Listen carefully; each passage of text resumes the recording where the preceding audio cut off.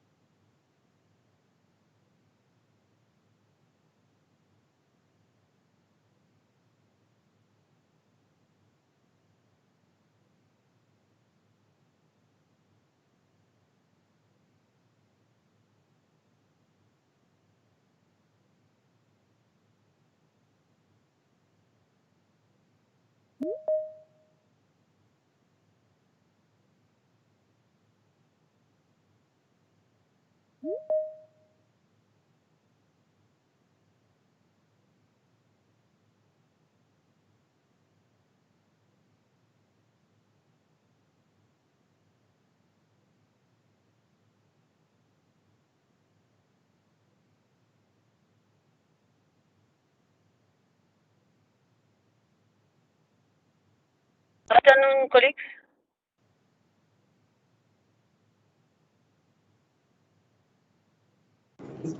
Good afternoon.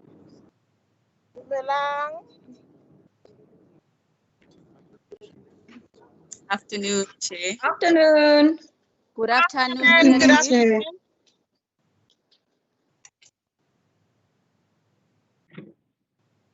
Afternoon. Sorry, I am driving, so I hope we won't be disturbed.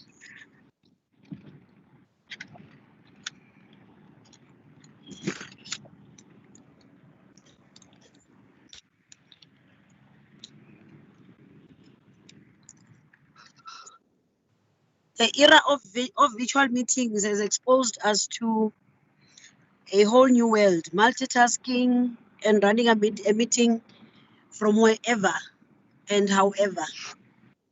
Yes. Is everybody present? Looks like all of us are on the road.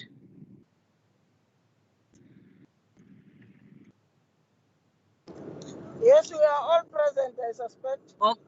Okay, thank you very much. I will appear for now just in my introductory remarks. Then I will disappear because my notes and everything is on the phone, the same phone that I must use to follow them. So for the purposes of, I will start by introducing myself. I'm Honorable Vuyom Hlagaza Manamela, the Deputy Speaker of the Legislature. I'm honored to facilitate this great get-together of phenomenal women in the legislature, just to share our experiences and in the environment that we work in. So welcome, colleagues, to this get-together to celebrate the phenomenal men of our institution of the GPL. I think we must accept that every woman of the GPL, whether staff or member, is phenomenal. We are all women, sisters, mothers, wives, girlfriends, and our caregivers as well. The amount we put in the work that has been done and that continues to be done as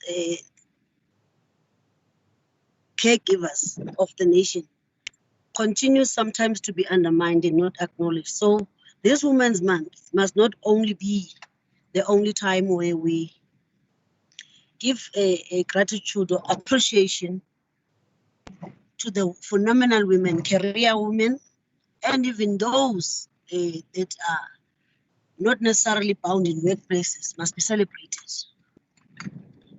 Mothers and wives who are at home must be celebrated. So today's event is important for many reasons. We have a get-together that recognizes the common womanhood we have, regardless of the position and standing of ourselves in society. We see everyday reports about the crisis of gender-based violence and experienced by women all over the country and in the world. We've seen hashtags like Me Too and all that, and penetration, so on. That's a cry. That's a plea for women out there, which shouldn't happen because women must not cry or plead for their security. So we are here to share ideas by the leadership, with the leadership and employees of the GPL. And I hope this message that we're going to give out here reaches all women out there. It is, of course, important to stress that women's emancipation must not be an event. It must not be done during Women's Month, but we must appreciate the great giants that walked this road for us, and we must continue. We dare not fail in this struggle, and we shouldn't let this struggle collapse in our hands. So, with that short remark or briefing, can I ask for a moment of meditation and prayer? Ms. Babalo,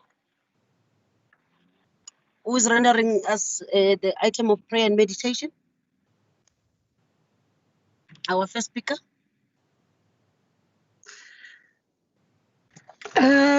Good afternoon, wonderful women, phenomenal women. Thank you, Honorable Deputy Speaker.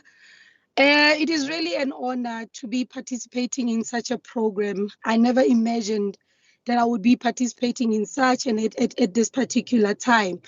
Before we get to a moment of prayer or silence and meditation, allow me to just share my experiences and why I believe at a time like this, it is important for women to come together from all walks of life, different walks of life, not necessarily limiting ourselves to the comfort that we are so familiar with, you know, the people that may be educated or people within a certain league, but just saying we are women. Let's celebrate each other. Let's come together. I want to talk about this. This is a moment of detoxification. Let us all detox as women. But before I get to that, allow me to say it is important for every woman rather,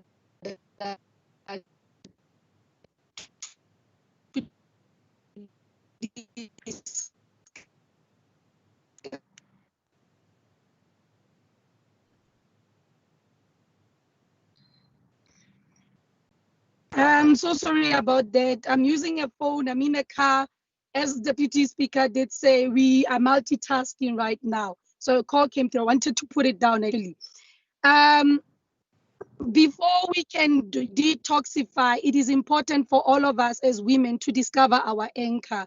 One may say, but why an anchor? How is an anchor relevant in this section? I mean, in this particular session or in the era that we're living in, I mean, we're not ships whereby whereby we would need anchors. But an anchor is that thing that will hold you firm. When dictionary denotes what an anchor is, it says it's a metal device, a small metal device that is used to hold the ship in its shore, to hold it against the strong waves. So in other words, we are living in such a period whereby we need to be grounded. We have COVID around us. We have so many things that are going around us. And right now, a lot of people are living in fear. Back in 2011, those that know me will know that in 2011, I lost someone very dear, someone that I never thought I would bury, someone that I gave birth to, my 9-year-old. She was 9 at the time I lost her. I got to be in a very dark place. And the sad part of it is that I did not even realize that I was in a dark place. In the dark place led to me developing even certain habits that Babalo is not. I became angry. I became bitter. I did not even want to hear what other people would say. This took me about 4 to 5 years. I mean, it happened in 2011. I can still say I am recovering even right now. However, when I look back and seeing where I am right now, I realized that there were people that I may not have known at that particular time that helped me, that helped me to hold it together through their prayers in their secret places. They didn't even have to tell me that they were praying for me, and those people became anchor at that particular moment. So now we're living in this period that we never thought we would live in. COVID-19, we're losing a lot of loved ones. People are dying. People have lost their jobs. So many things are happening. We hear of incidents of gender-based violence that are increasing even more. And they have always been there, but they're on the increase even more. And obviously, this brings a certain trauma to one's life. We constantly have to walk around watching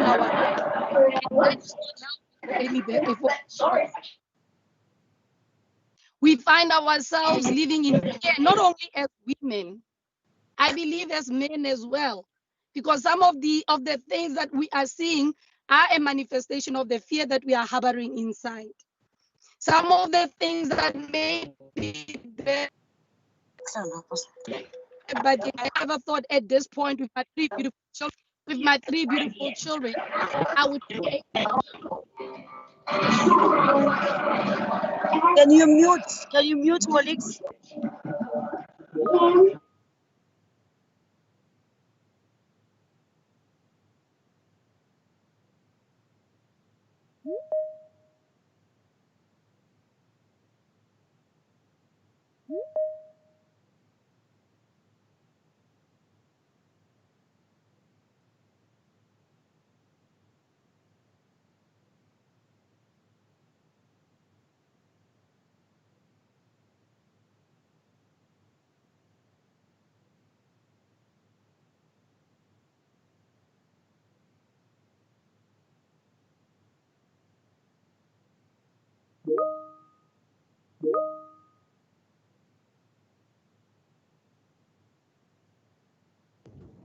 Unmute, Babalo.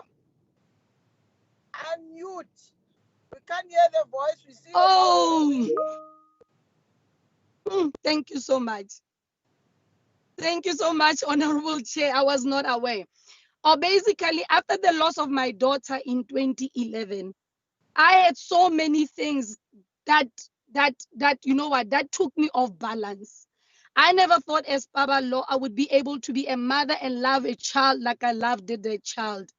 And when I found out that I was pregnant, when other women would rejoice at the news, I was not even able to rejoice because I was afraid. What if I raise this child and I lose this child again? So it really took me time to really attach myself to my children for fear of what I have gone through. I know we experience loss in different ways. Some lose their husbands, some lose their parents, some lose their siblings. We lose along life, and that loss can lead us into a very dark place. But today I want to tell you, just like Baba Lo that got out of that dark place, that is still getting out of that place, you too can get out of your place, whatever it is that is going on in your life. Because I know what that thing did to me. I was living in fear. Like I said, I could not even attach myself to my children. And this fear led to a number of character traits that are not even Babala. I was angry. People that normally know me, that generally know that I'm a very loving person. I'm a bubbly person, but I became angry. I became bitter. I was so frustrated, and the pressures of life. I mean, I'm a mother, I'm a wife, I'm a sister, I'm a child, I'm an employee, the deadlines. I mean, some can even relate to that. They were just coming on me, and I never thought I would be able to cope. But the anchor kept it all together for me. And I am glad that I had that anchor.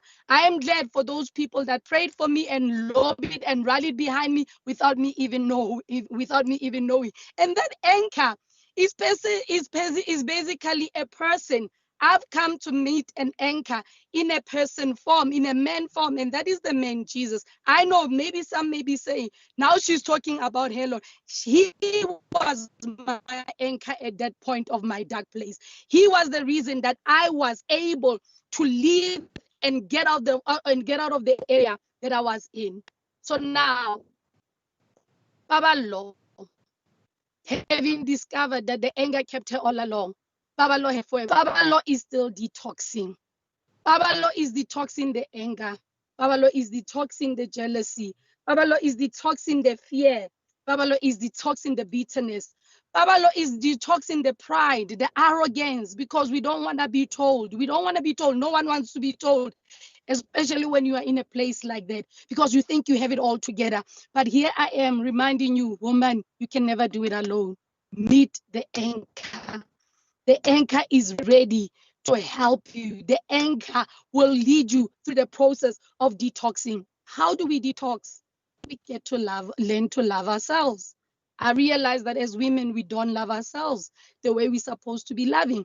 Hence, we are not even able to love the next person because we are not fully convinced of our love for ourselves.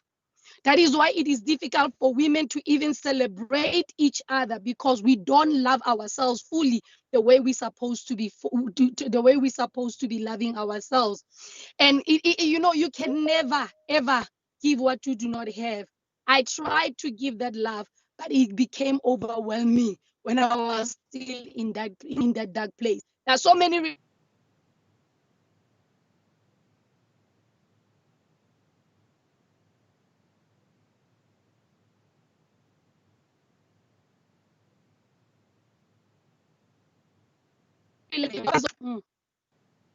Babalo is okay that she's no longer a size 8 anymore. I tried so many things to lose the weight. People thought I gained the weight because I maybe or maybe I'm enjoying life. But truth of the matter is the depression can do so much to you. I mean, suffering from hormonal imbalance simply because of depression.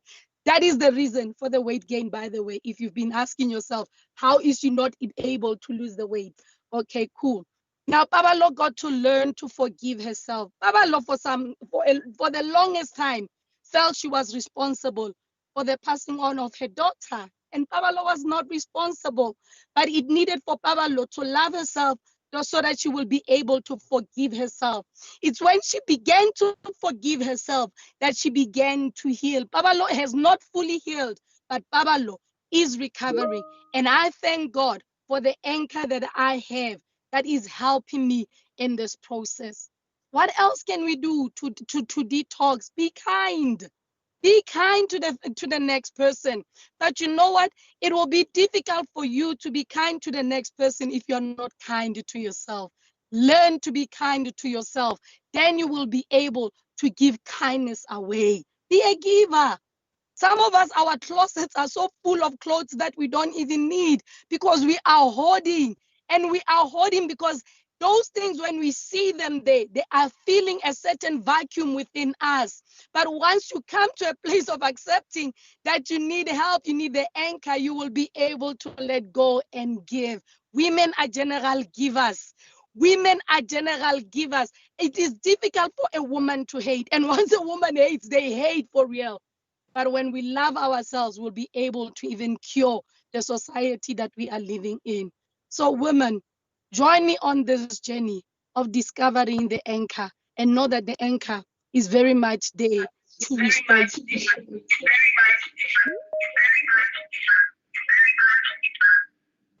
The anchor is very much there to help you discover your worth.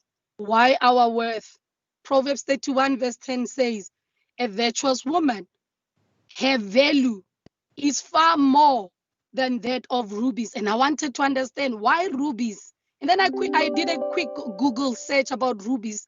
And then in 2015, according to WP Diamonds, a second-hand 24-karat ruby was selling for $30 million. And the Bible, the book of books in my world, says a virtuous woman's worth is far more than that. Woman, that is your worth. You will never fully discover it if you still want to remain in that place. We are all here to help you discover that anchor for your soul, so that you also may be able to contribute to society and rebuild this nation for it to be what it is today. The women marched, the dumpers were cancelled, and it will be women again that will change the landscape of our society. With those words, I just want to encourage us, let us bow our heads for a moment of silence. Thank you.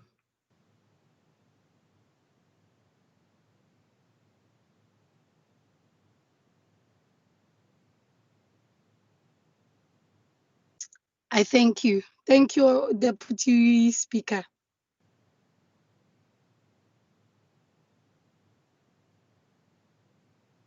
Thank you so much, Babalo. That was very moving and touching.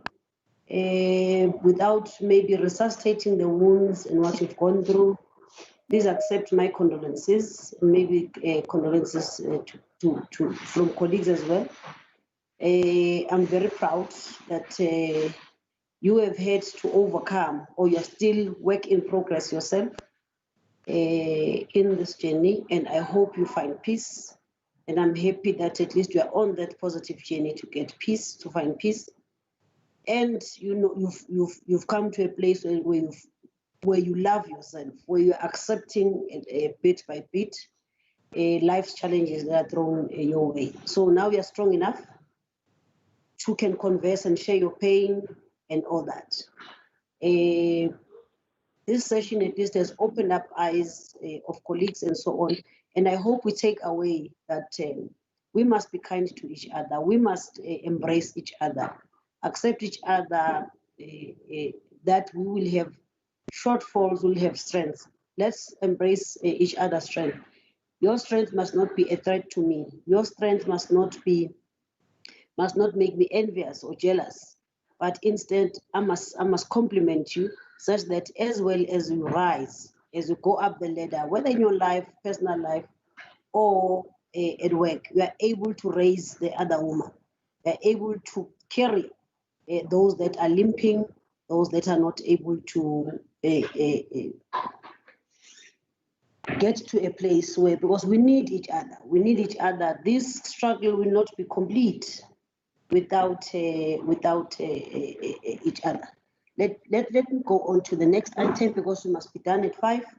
But thank you for that, Babalo, and of course the opportunity to meditate. We've been up and down, me and you and the chair of chairs, we've been up and down doing our oversight work.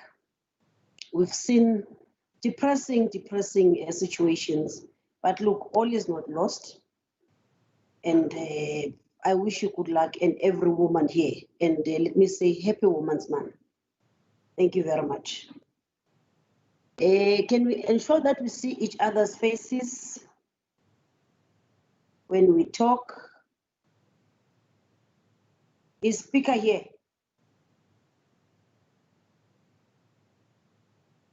Is speaker in the meeting?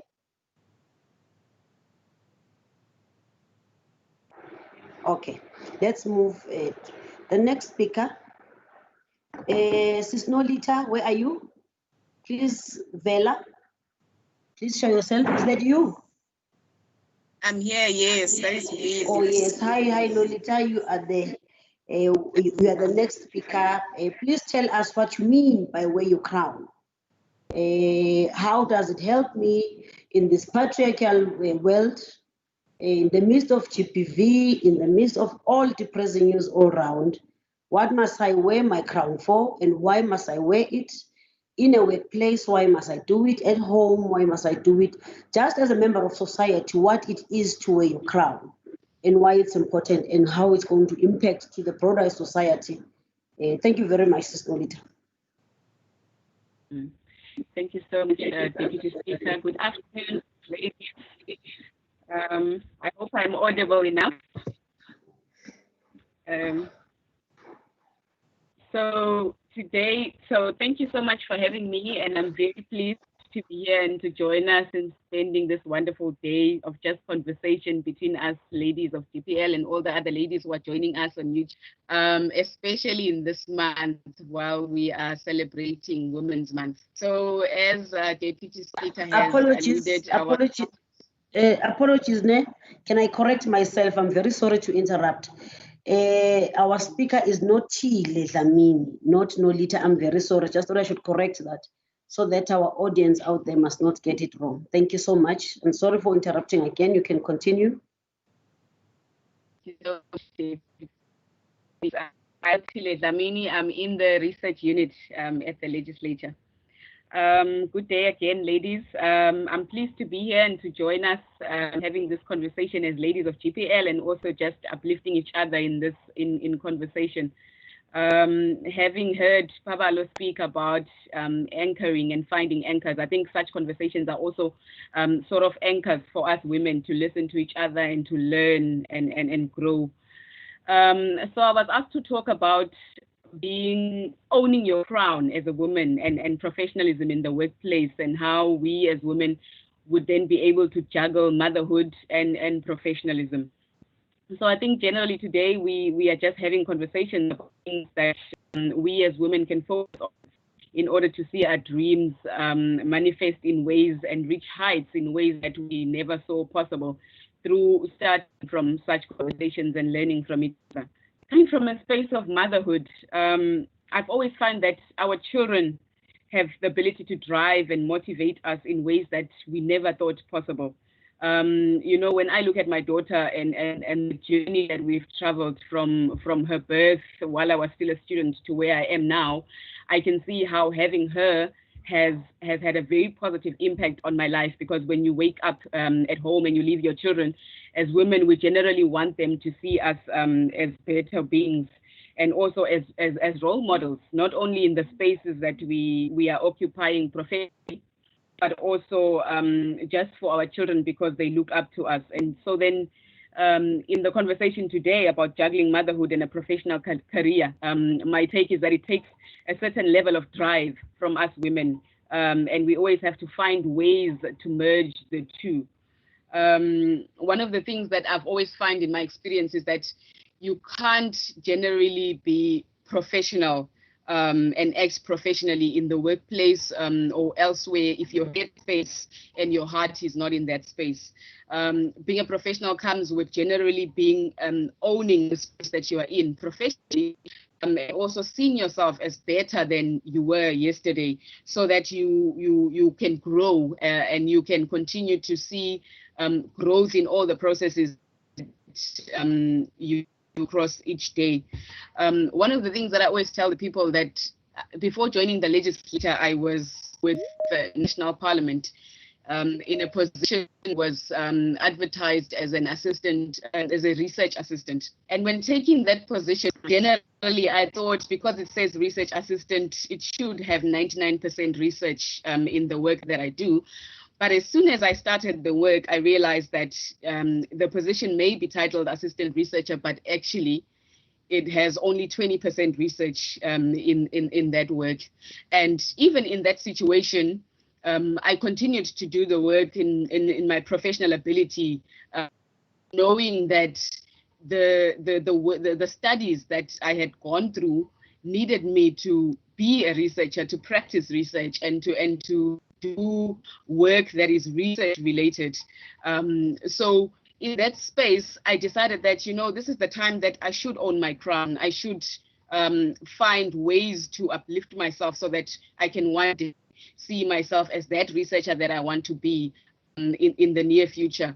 So I then a year later resigned from National Parliament and went on to, I mean, if you know Cape Town, you'll know that the Human Science Research Council is literally opposite National Parliament.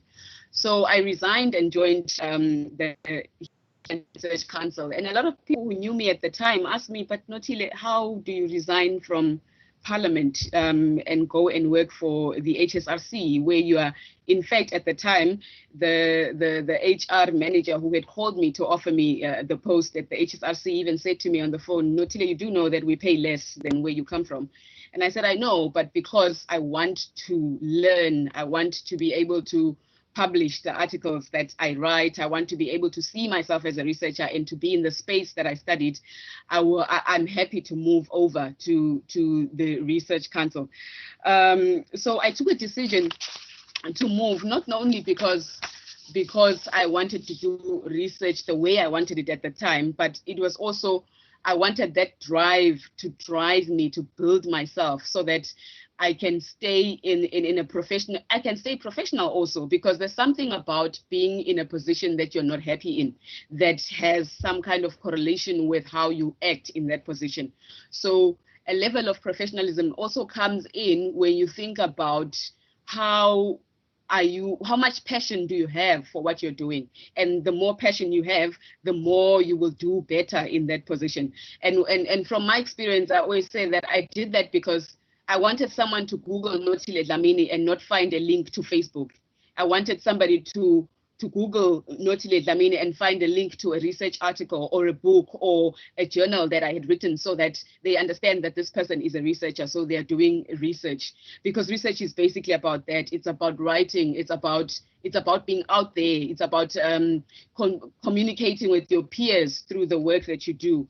So in owning my crown, I did that because I wanted to, at the beginning of my career, to move and lay a foundation for the rest of the journey as a researcher. So today, when I saw this title that says Owning Your Crown, it's exactly that. It's about grabbing every opportunity that you get with both hands and unboxing yourself, just focusing on what you do and shutting down from other avenues, but also uplifting yourself. I think we've seen in the legislature there's a lot of opportunities to uplift ourselves academically, but also in other spaces that we are in, we are able to grab the opportunities so that we are better than we were yesterday. I always say that I'm not happy with being the Notilia that you had seen in the office the day before. I want to be better the following days.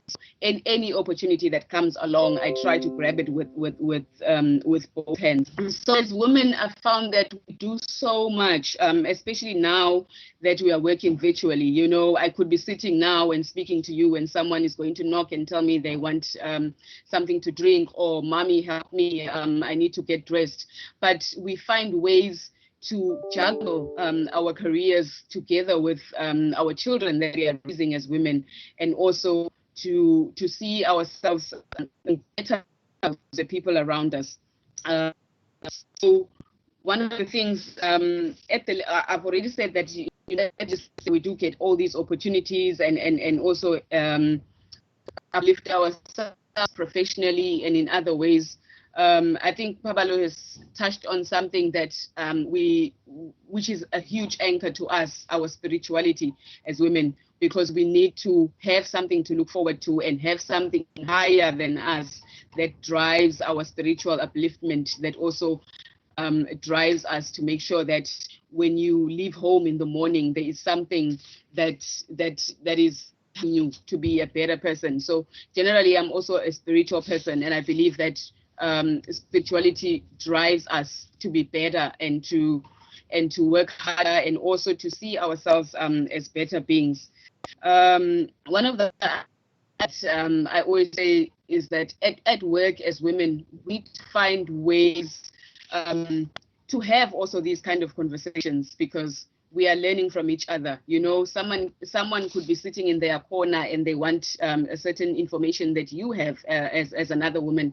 And I think Deputy Speaker also touched on it, on how it's important that in the spaces that we are in our little corners, that we are able to help each other, we are able to learn from each other, and we are able to take something from someone else and run with it. At a point in the beginning, I always tell people, and they don't believe, that at some point when I went to university, I was going to study a BSc in something that is very interesting. A lot of people who know me know that I don't drink alcohol. I've never even tasted it. So the fun part about that is that when I went to university, I was going to study viticulture and oenology. I mean, how does someone who even try to study viticulture and oenology? Because at the end, you still have to that wine that you made. You have to sell something that you've also had. So if even from the beginning of that time, financially, I was not able to have parents who are going to be able to pay and all that. So I had a bursary that belonged to the National Department of Agriculture. And in the beginning of my career, they had wanted me to do viticulture and oenology so that I can then be part of their team at a later stage. And upon arriving at university, I realized that, you know, I've been in science and physics stream all my life. And yes, I've been doing well enough to get into this course.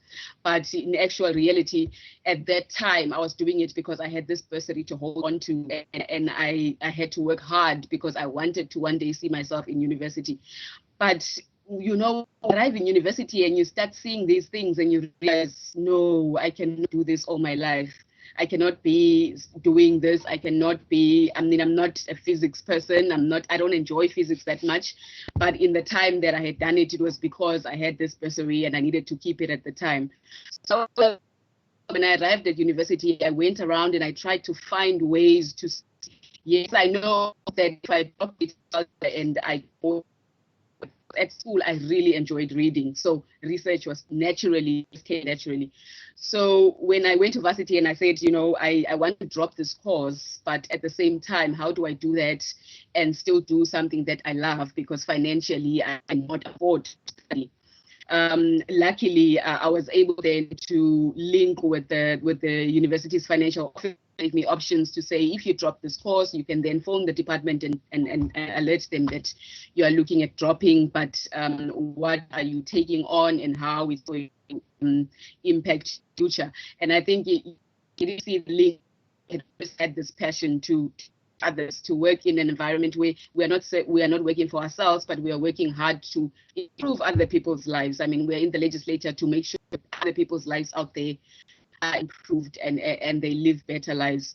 So I think basically really owning your crown is about just that. It's about seeing yourself and wanting to improve yourself and seeing a better version of yourself each day. You know, it mustn't be okay that, you know, today Notile is here and she's going to stay here for the whole year. We want to be those women that are able to see ourselves and move forward in our careers and see ourselves as better beings in our careers, and also be able to see ourselves as better parents, because I mean most of our careers are centered on our children because we work hard so that our children can also have better futures. So I think in this instance, owning your crown is about starting from the bottom and saying, this is who I am and this is where I want to be in the future, and working towards that. I want to, talking about spirituality and the fact that I'm also spiritual. Somebody once said to me, I'd rather live my life as if there is a God and die to find out there isn't, than to live as if there isn't and die to find out there is. And I think this together, one of my best songs that I play every time I go to work in the morning, which is Carrie Underwood's song that says, Jesus, take the wheel. These are some of the things that center on us as women and spirituality, and making sure that we have a higher power that we believe in, and also the kind of things that help me as a career woman and help me to juggle my children at home and to be able to juggle my work in the workplace. So I want to leave you with these words in this afternoon. As I finish, I want to leave you with these words from Steve Jobs, and I think these words will resonate in the manner of what we are talking about in terms of the professional upliftment and seeing yourself as a better version. Steve Jobs once said, don't let the noise and opinions of others drown your inner voice, and most importantly, have the courage to follow your heart and intuition. You know what you want to become, and you know what your dreams are for the future, so the rest is secondary. So with these words, thank you, ladies, for having me, and I hope we take something out of this session. Thank you so much. Thank you so much. Thank you so much, Sisi Nolita. Thank you. Own your crown, dear woman, dear phenomenal woman. Thank you. Buhle Mputi, is she here? We need a healthy minds and healthy bodies to do all this work that we do. So Buhle, please just give us a message as well. Just how do we keep a healthy mind, a healthy body, and those who are spiritual, please impart knowledge on how they can keep that intact so that they continue walking on a good path for them to grow in society. Thank you. Thank you so much, Deputy Speaker. Good afternoon, phenomenal women of GPL, and happy Women's Month to all of you. Thank you for the invite and the opportunity to share some of my personal lifestyle tips with you. My name is Buhle Mputi, known as Buhle. I'm a mother of 2 beautiful kids. I'm a daughter, a friend, an employee of the legislature, but most importantly, I'm God's favorite child ever. I hope that I'll be able to speak slow. I speak quite fast, so please bear with me. One of my favorite quotes by an actor called Jesse Williams says, "Because we are magic does not mean we are not real."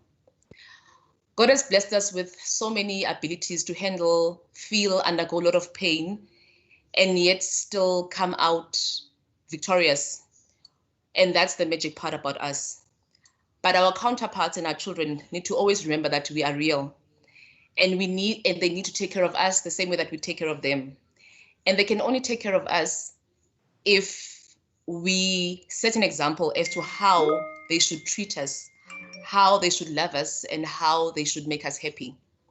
So today I've been asked to speak on 3 topics: on personal grooming, healthy living, and my lockdown tips.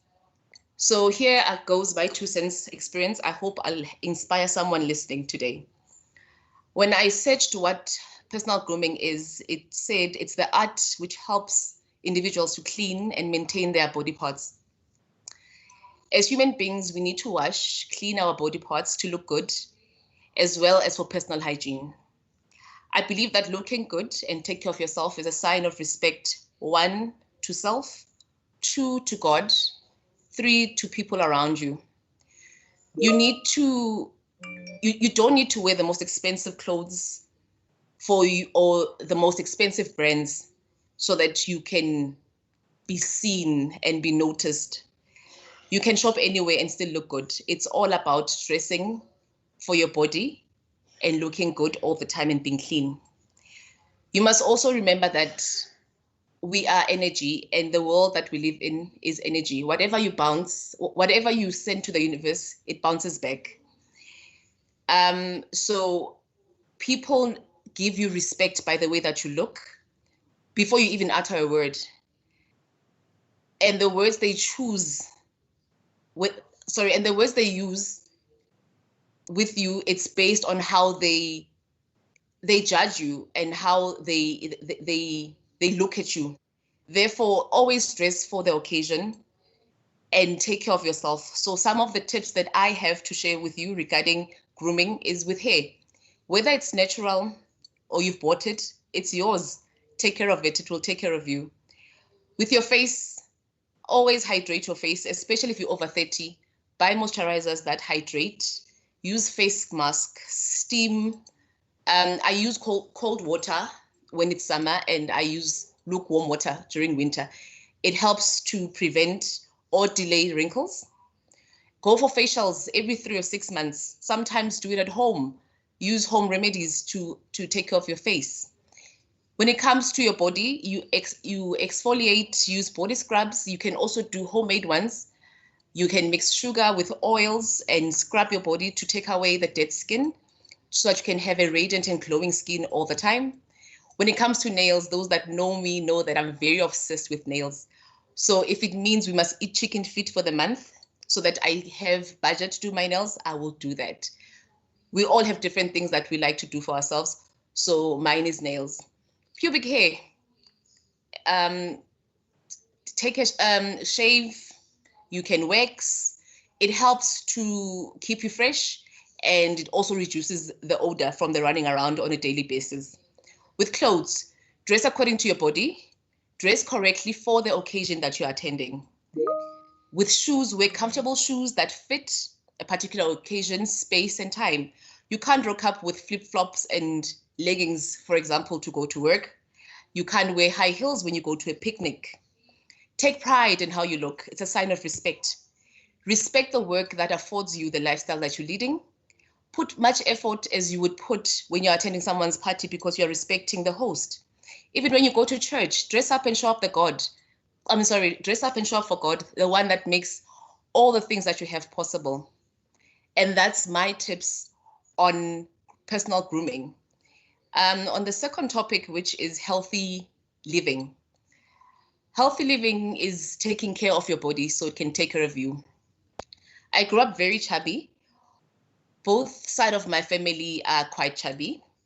I went through my teenage years trying to lose weight. At some point, I would eat a an apple and I'm a keep and drink water, hoping to lose weight. And I never lost it. Instead, I gained so much weight.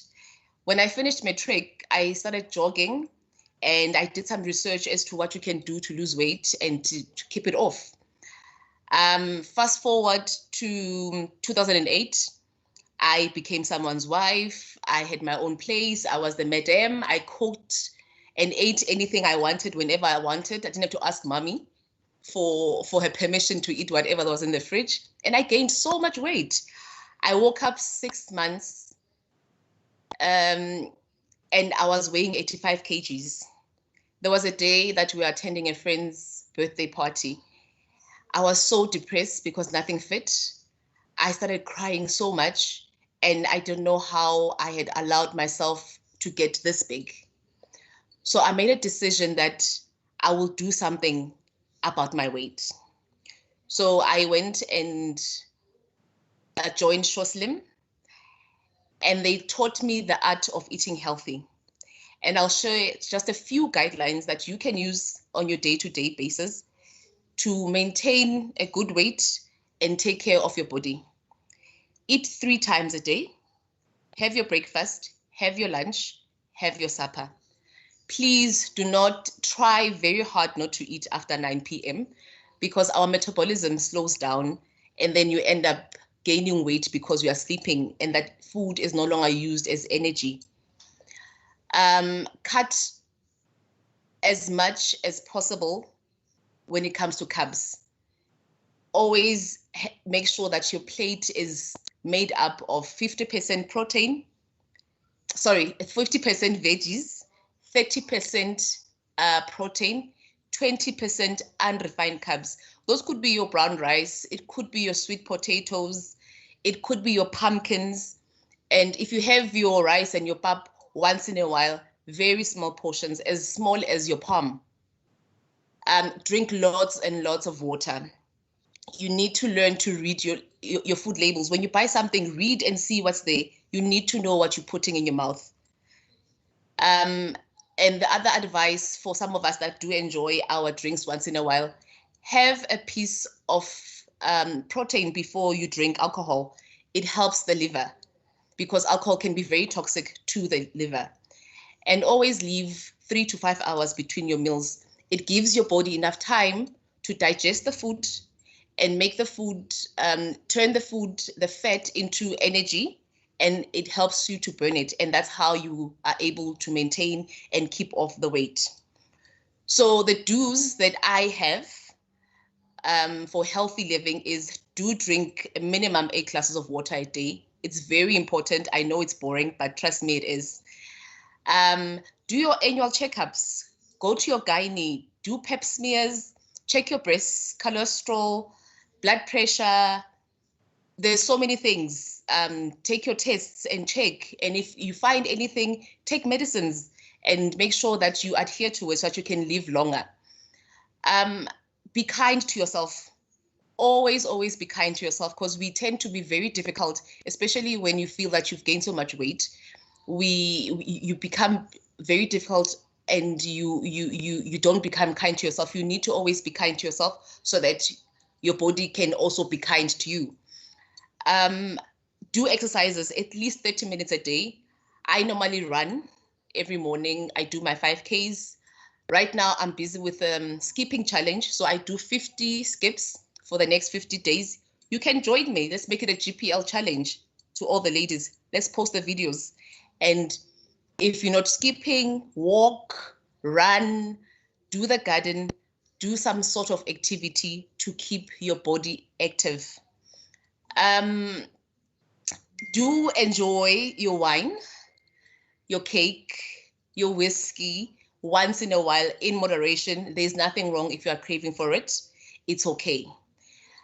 One of the things that I always say as well is do say no. It's okay to say no. Do be selfish with yourself at times, because sometimes people can take advantage of you and that leads you to being depressed and very unhealthy and unhappy. You need to be selfish with yourself. Do pray and always try and help the less fortunate. Somehow helping people that are in need always brings some sort of comfort and happiness to my life. And I'm sure that most of you can attest to that, that helping someone else brings happiness, and that happiness can lead to a healthy lifestyle. When it comes to don'ts, I don't have so many because I believe that life would be so boring with too many don'ts. But there are those that I try and follow, so they might also help you. They are, don't eat too much.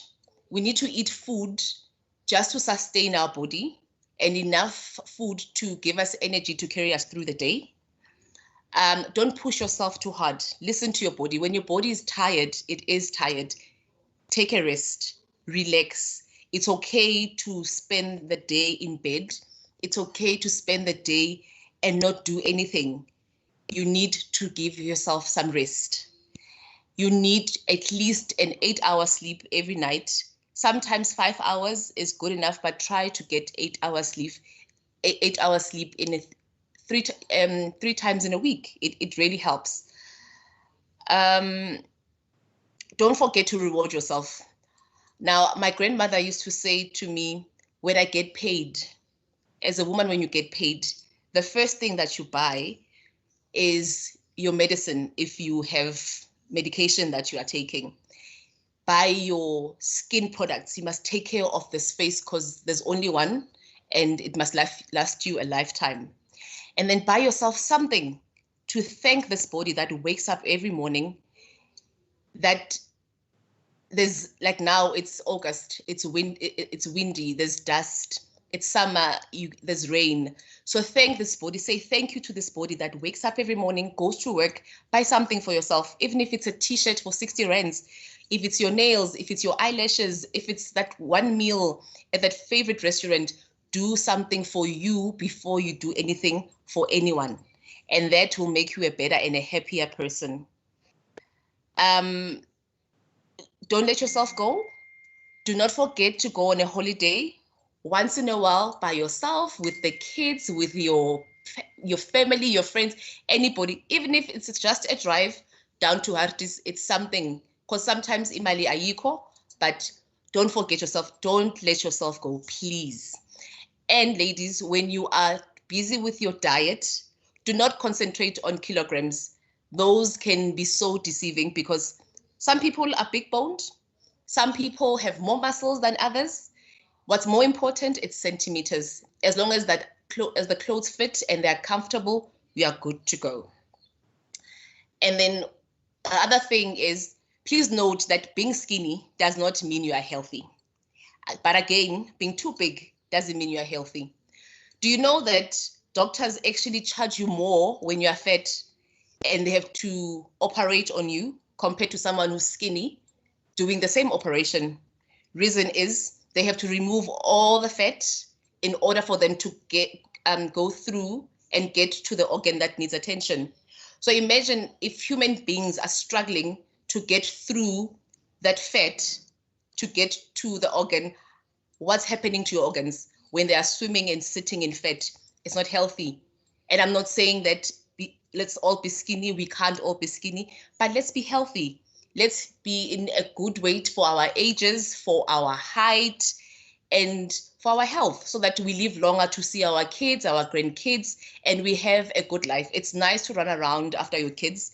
It's nice to walk up the stairs, and it feels good when you're wearing that dress and you think, oh my word, I am really, really looking good. And my last tip on the do's is, please do buy yourself that pair of heels ever so often. It's very good for the legs and it gives you a great posture. Trust me, heels work. But again, guys, to recap on on healthy living. Healthy living is not only about food and exercise, but it's your mental, spiritual, emotional well-being. So don't forget to pray, meditate, surround yourself with positive, uplifting people. Keep your circles very small and peaceful. Stay away from toxic people, relationships, and situations. If it disturbs your peace, let it go. Because nothing is more expensive than your peace of mind. And remember to always let go and let God. Lastly, on my lockdown beauty tips, during lockdown, I've been keeping myself busy with cooking. I love cooking. I've been exercising. I've been playing with the kids when I'm bored because I'm scared of the kids. So only when I'm bored, I play with them. Yes, I'm that mom. Please do judge me. But anyway, I love cooking and I like trying out new things. When you cook, you can buy the most cheapest ingredients. You don't have to be expensive. Try out different dishes. There's so many, everything's available on the web these days. Follow these chefs on TV and try out delicious dishes. Try your meat-free weeks. Try a meat-free day. Meat is delicious, but can be very harmful to us. So what we do in my house is at least once a day, we have a meat-free day. And we eat white meat 80% of the time. We have red meat once in a while. Reason is red meat can last up to 3 days in your system to digest, which makes it very unhealthy for you. So please eat fish, eat chicken, have a meat-free day. Try your chickpeas to replace your protein, your tofus, try vegetarian meals. And what I've also noticed is when I don't eat meat, my spirit feels very light and I'm able to sleep better, because now what happens is the meat that we consume these days goes through so many chemicals, so many things that are so harmful to our bodies. And not all of us have the space and the luxury to grow our own meat and our own vegetables. So the best thing is eat greens, limit your meat intake, but still be healthy.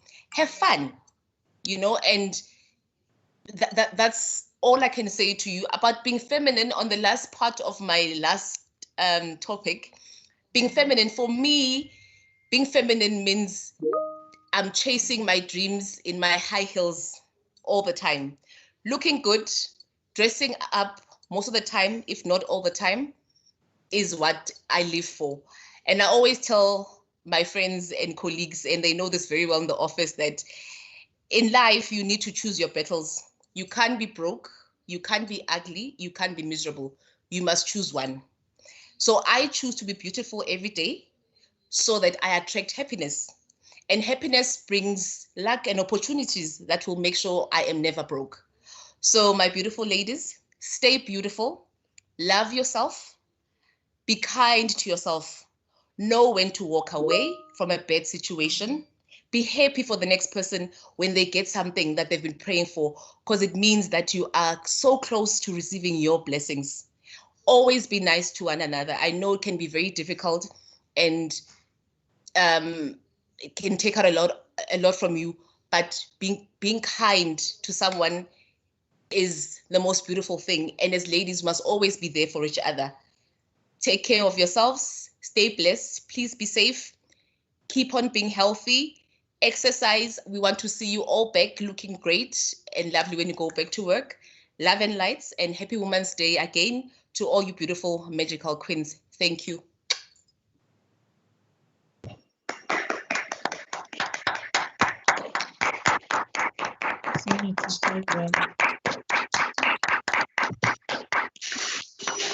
Listen, Poti, thank you so much.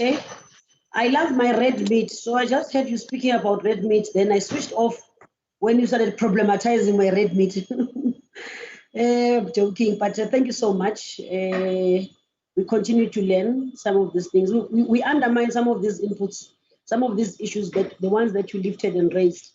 And little do we know, really, that they come in handy. They help us stay in the path of health and good living. And in this COVID era, we need really to take some of these tips and some of these issues you raised seriously for us to conquer physically, to deal with COVID-19 as well. Thank you so much for those words.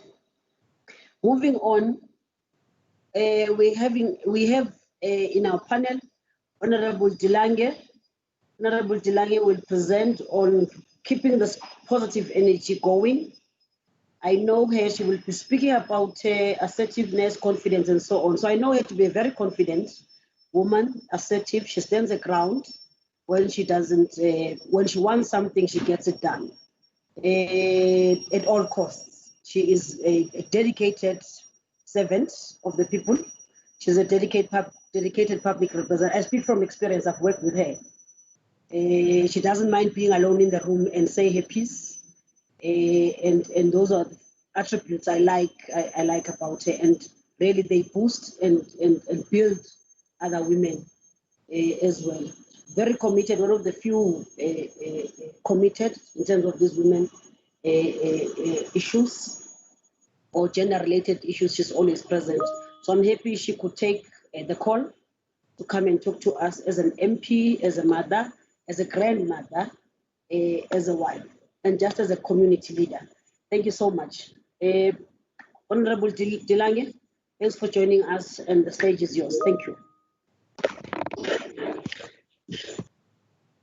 Thank you so much, Madam Chair, and thank you for the kind and beautiful words. That is truly unexpected, and I really appreciate this. Good day to my fellow ladies and women of South Africa, strong women. That is one thing that I'm extremely proud of, is us as South African women are extremely strong. I have worked across the field, and that is the one thing that I can relay today. Never mind the circumstances, we always rise. We always rise above the issues and the daily problems. Now, the topic I've got is keep that positive energy going, impart the confidence and assertiveness. The roles we play in the journey of life needs women to be equipped to sustain and to enhance. Women step up every day. We show up every day. We straighten our crowns. We pull back our shoulders and we take on the world. As we come together today to reflect on what women do to keep the positive energy and to impart the confidence and assertiveness, we need to understand our role in the world, for the impact they make, for the feminine touch. I want to give an Oscar award to the women in the leadership positions that must make difficult decisions and live with the consequences often. As of October 2019, the global participation rate of women in national level parliaments is 24%, 24.5% in fact. In 2013, women only accounted for 8% of all national leaderships and 2% of all presidential posts. This is a positive and a phenomenal growth. The Fortune 500 magazine published in 18 May 2020 that the number of female CEOs of the Fortune 500 company hit an all-time record of 33 of the companies on the ranking of the highest grossing, led by female CEOs for the first time ever. I think that is extremely, extremely commendable. I want to give an award to the entrepreneur that wakes up every day with the same passion as yesterday to make each day a success. The business owner that is not only responsible for herself and her own family, but indirectly impacts on the families of her employees. The grandmother that knowingly smiles at her children and her grandchildren, seeing their joys, their sorrows, and know they will survive if they can persevere the challenges that life throws at them. The mother that cares unconditionally, that wipe away the tears of her children. She plans, she protects, she motivates, she provides for a family. She creates stability. The wife that stands by her husband or partner through good or bad. The one that encourages. The one that understands that life is not always easy. The aunt that is not only her personal family's aunt, but in many cases to the whole community. To the sisters, to the daughters, the precious, precious daughters, the female victims of abuse, mental and physical, the ones that wear their scars hidden, in the mind and in the heart, that have to stand up every day and face the attacks of the world. South Africa has one of the highest rates of violence against women in this world, with reports indicating that a woman is murdered every 3 hours. This is staggering. This is sad. From April the 1st, 2019 to 31 March 2020, a total of 171,070 cases of violence against women in South Africa was reported for the first quarter. And for 2020-21, a total of 11,362 cases were reported. We need to empower these women, interact with them and encourage them.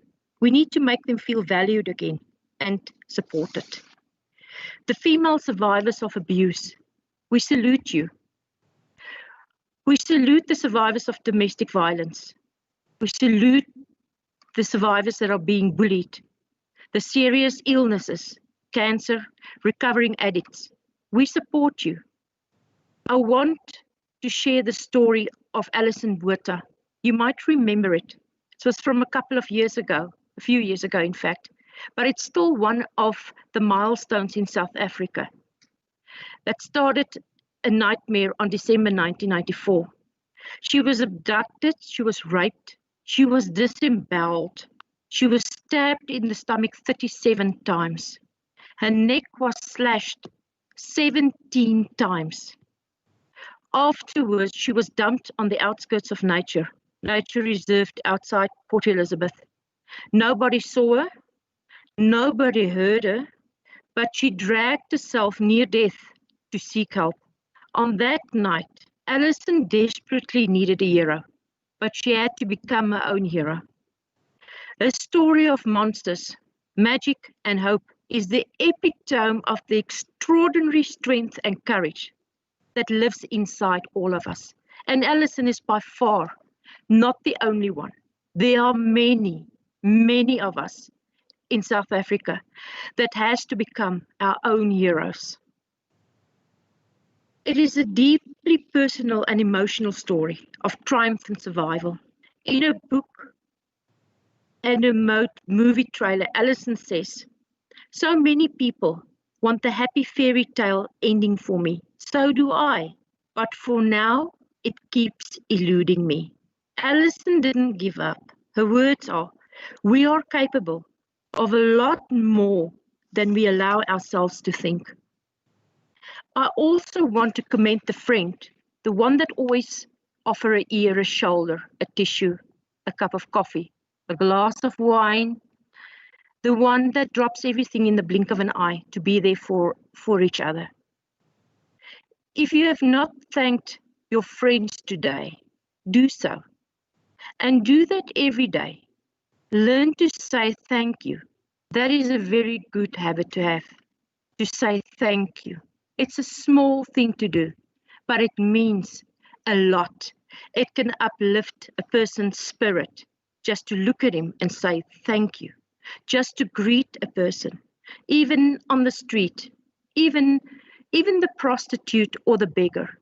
If you walk past them, just look at them and say, "Good morning, good afternoon." Just recognize them.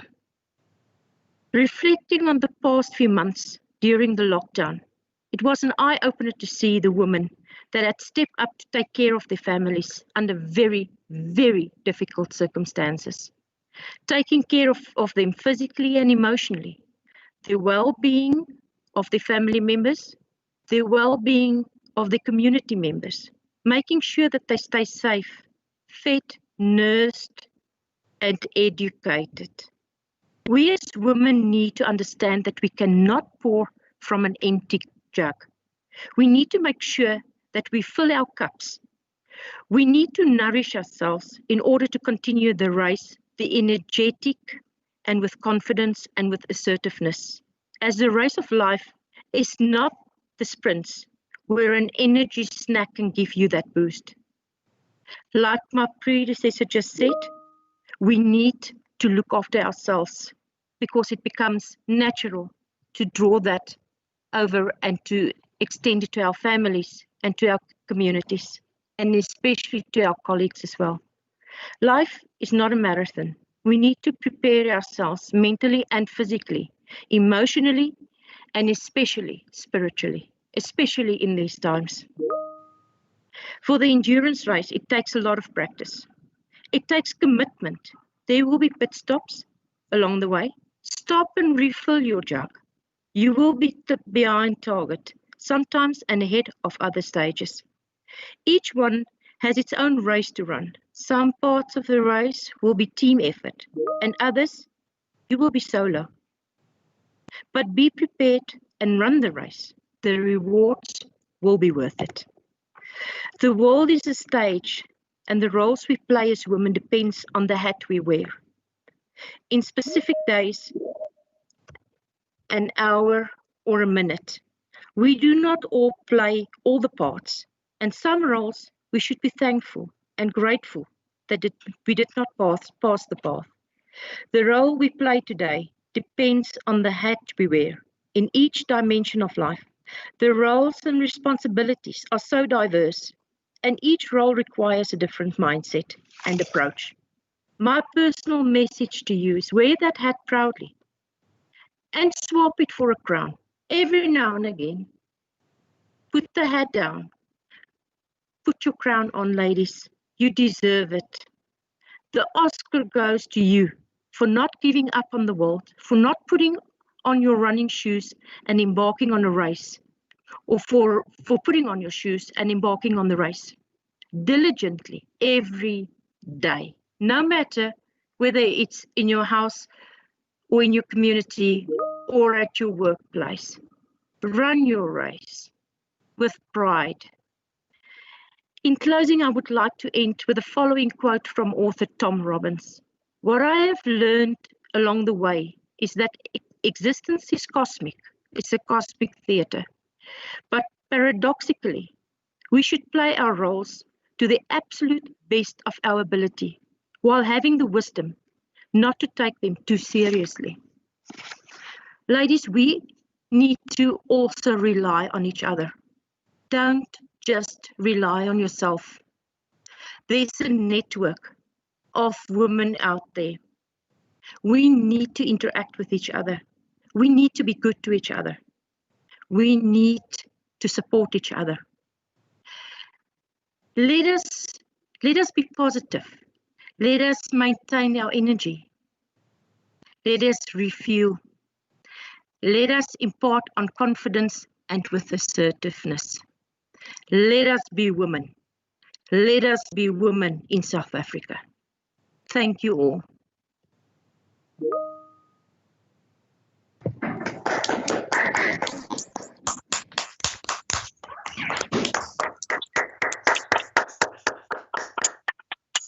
Malbowe. Ikamala Makosgas. Thank you so much, Member Dilange. It was insightful, inspirational.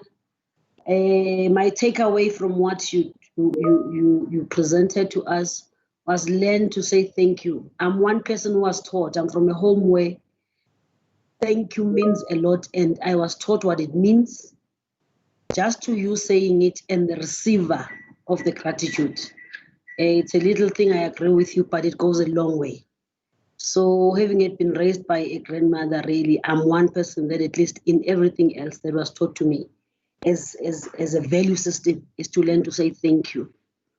More so when you are not entitled to the gesture, you must say thank you, and you will be paid as well or rewarded forward when you do those kind acts, and also thank other kind acts. Thank you so much. That was my takeaway amongst everything else that, with everything else that you presented. Thank you so much.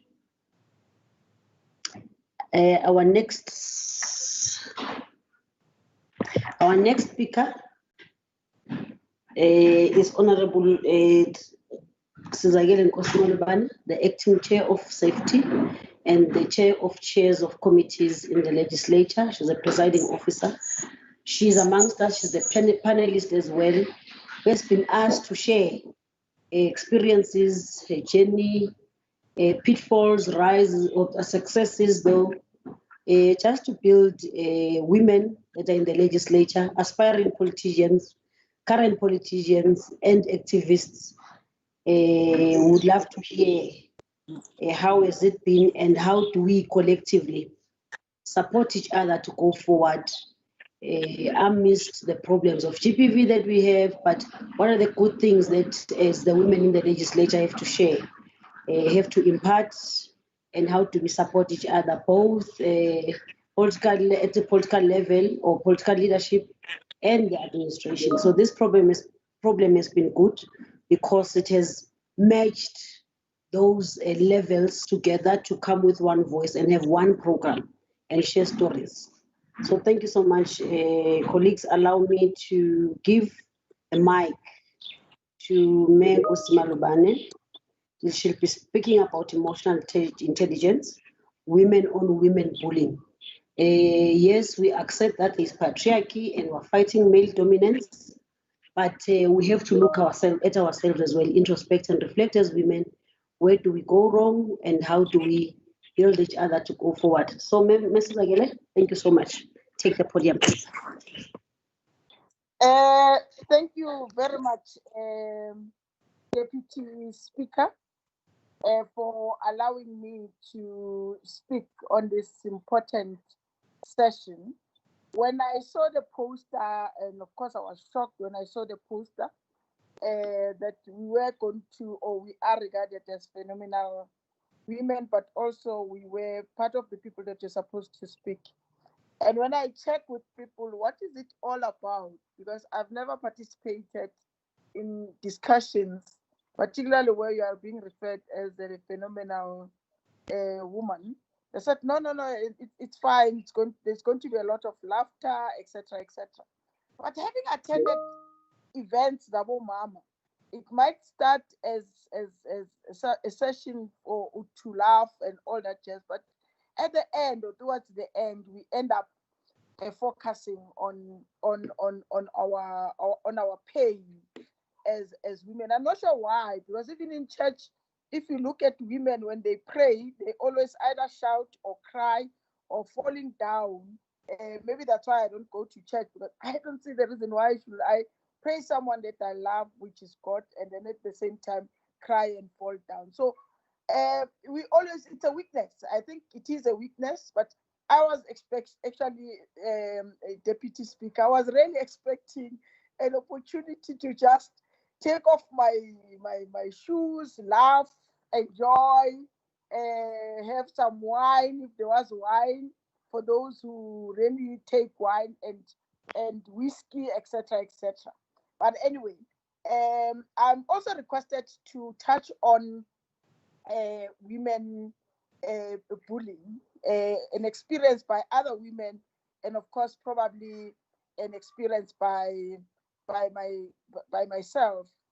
And I think if you look at women all over the world, we also need to look into our own spaces that are close to us, right here, the GPL, right at home.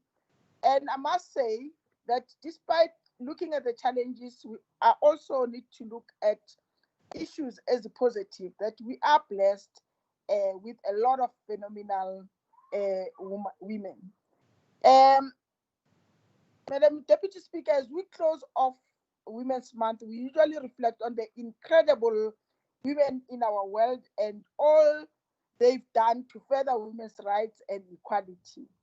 There is no shortage of these stories.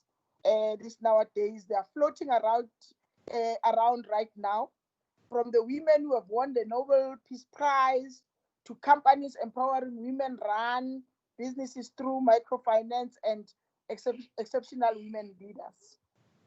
But that's not what I want to share today. And no, I'm more interested in women who never make the headlines, who haven't written a best-selling novel, and who don't run a major company. And please don't get me wrong.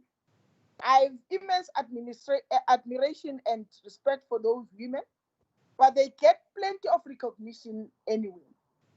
Today, instead, I am dedicating my address to the women around us every day. Kala njengo OC Umasibongile here in my house. Without her, I don't think I will be able to survive. We also need to celebrate the women sitting next to you on the bus. If you are actually using a public transport, the women whom you buy your bread and milk from, Spaza shop, the one who serve you at the grocery store, even in committees, the women without any recognition sees to her family. These are the people who produces us, who produces graduates. The women who jungles work and family of her own. Those single women every time, and those women who always do this without any complaint. Let me also recognize the GPL staff members who are mothers, daughters, and sisters. And I'm also dedicating these words right now to them, that these are the people that we ignore, we never celebrate. When they've graduated, it's rare that we'll hear about them graduating. Some of them have entered the GPL without matric. They managed to get matric, they managed to get degrees. We never celebrate that, but when we are in the chamber, we always talk about ourselves. And I think it is today that we need to recognize and celebrate such women in GPL. Nearly every day, Madam Speaker, we read an inspiring story about women beating the odds, challenging the status quo, and paving the way for our generation to rocket right through that glass ceiling. Yet we really take the time to appreciate our own accomplishment and reflect on how important our own struggles have been. We always talk about others, but we never talk about some people. Just to bring some laughter in, we always, even when we have sex, we always try and make other people feel important. You know, the noise that we make is to impress them, they are performers, and in most cases, they are not even performing. So I think it is time that women must also be selfish at some point, focus on themselves, make sure that they celebrate their achievement, they celebrate each other. As women, we have always been involved in the struggle at one level or another. Our fight for liberation in South Africa was characterized by the selfless struggle of countless women who sacrificed their families to secure freedom for the nation at large. Even at the end of apartheid, the South African economy was in tatters because of sanctions and because apartheid criminals emptied state funds before fleeing the country. Apartheid was ruthless, and many leaders were either dead, exiled, or in jail. Women instantly had to act as freedom fighters. I mean, one woman I will mention who actually carried a brand called Mandela, a woman who really fought and suffered for that particular brand. She didn't only carry the brand Mandela, she also carried the brand ANC, the brand liberation struggle. And people will always think that she was doing it for Mandela, and always she had to be in the shadow of someone else. But she was actually a leader in her own right. Some of us didn't know when Mandela was actually arrested. I wasn't even there. But we knew her because she made sure that that brand don't disappear. But also it was not only about the brand, it was also about the liberation of our people. And we must always celebrate such women. And that is actually Umama Winnie Mandela. And of course, our Mama Usisulu, that made sure that they carried the brand. They actually managed to make sure and even make sure that women like ourselves are also produced. Even in the current time, ladies, the global lockdown caused by the coronavirus outbreak is arguably the biggest threat to our economy's stability. Many jobs have been lost, and the rates of coronavirus infections are actually staggering, while we are playing a juggling act between human lives and the economy. Women are the most vulnerable in this time, as they occupy the most unskilled jobs and face the greatest risks when it comes to job or income loss. Most of them can't work from home. They are forced to go and be there. They work in restaurants, they work in farms, and some of them producing the tobacco that kills so many people in our country. Yes, while South Africans may be free from the political bondage of apartheid, women in general and Black women in particular are still at war. At war with economic system and at war with men, especially those men that they place their trust in through gender-based violence and femicide. Because we're now occupying the positions that they occupy, and they know strong we can actually do far much more than them. Women are often still subject to historical and structural oppression. They still have to deal with sexual harassment and being undervalued in their homes, communities, and in the workplace, including in politics. You'll work hard double a deputy speaker, usebenze, recruit, campaign, but at the end of the day, when it comes to positions of power, and in this case, better positions, men will always be the ones are actually given such positions. And when you're not good enough to occupy such. Most tragically, however, women are often at war with themselves. Coming to the topic of my discussion, women are often their own worst enemies, especially in the workplace through workplace women-on-women bullying. Workplace bullying is a serious matter as it is, but when it comes to women-on-women bullying in the workplace, the matter becomes even more worrying. Globally, women bully other women at work more than twice as often as they target men. Most women who are bullying have been bullied by women instead of men. Unfortunately, like sexual harassment, many women do not report the matter and thus suffer in silence, thereby causing the perpetrators to continue with their bullying.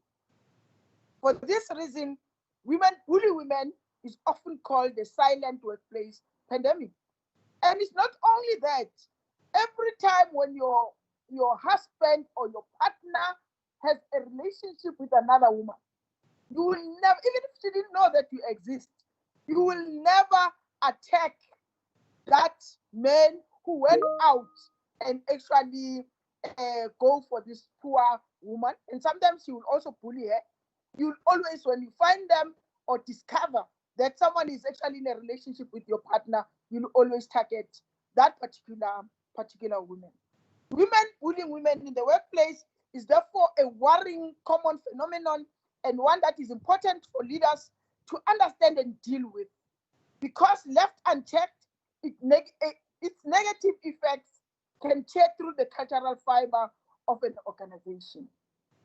The detrimental consequences of bullying include decreased work satisfaction among employees, increased employee turnover, lack of staff morale, poor organizational performance, a toxic work environment, and deteriorating health workers.